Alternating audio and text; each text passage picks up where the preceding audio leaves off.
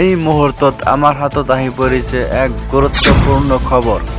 Corona মহামাৰীৰ পৰা পৰিত্ৰাণ পাবলৈ চৰকাৰে দেশবাসীক যি প্ৰতিষেধক প্ৰদান কৰিছিল, ইয়াৰে আটাইকেইটা প্ৰতিষেধকৰে আছে বহু পাৰ্শ্ব প্ৰতিক্ৰিয়া। এই মুহূৰ্তত এক গুৰুত্বপূৰ্ণ খবৰ আপোনালোকক জনাই আছো। কৰোনা মহামাৰীৰ পৰা পৰিত্ৰাণ পাবলৈ চৰকাৰে দেশবাসীক যি প্ৰতিষেধক প্ৰদান কৰিছিল, ইয়াৰ আটাইকেইটা প্ৰতিষেধকৰে আছে বহু পাৰ্শ্ব প্ৰতিক্ৰিয়া। চৰকাৰে এই কথা স্বীকাৰ নকৰিলেও দেশৰ স্বাস্থ্য খণ্ডৰ সৈতে জড়িত দুই সংস্থা ক্ৰমে Indian council of medical research আৰু চেণ্ট্ৰেল ড্ৰাগছ ষ্টেণ্ডাৰ্ড কণ্ট্ৰল অৰ্গেনাইজেশ্যনে এই কথা স্বীকাৰ কৰিছে। পুনৰ ব্যৱসায়ী প্ৰফুল্ল হাৰদাই তথ্য জনাৰ অধিকাৰ আইনৰ অধীনত দাখিল কৰা আবেদনৰ উত্তৰত সংস্থা দুটাই স্বীকাৰ কৰিছে যে কৰোনাৰ সময়ত দেশবাসীয়ে গ্ৰহণ কৰা প্ৰতিবিধ প্ৰতিষেধকৰে বহু পাৰ্শ্বক্ৰিয়া আছে।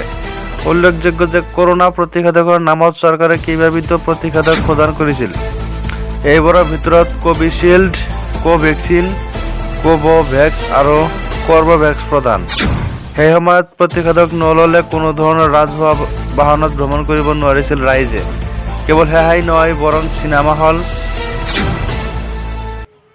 হোটেল, শ্বপিং মল আদিতো প্ৰয়োজনীয় আছিল এই প্ৰতিষেধক। আনহাতে পৰৱৰ্তী পৰ্যায়ত প্ৰতিষেধকৰ পাৰ্শ্ব প্ৰতিক্ৰিয়া হ'লে তাৰ বাবে প্ৰতিষেধক প্ৰস্তুত কৰা প্ৰতিষ্ঠানসমূহে জগৰীয়া হ'ব।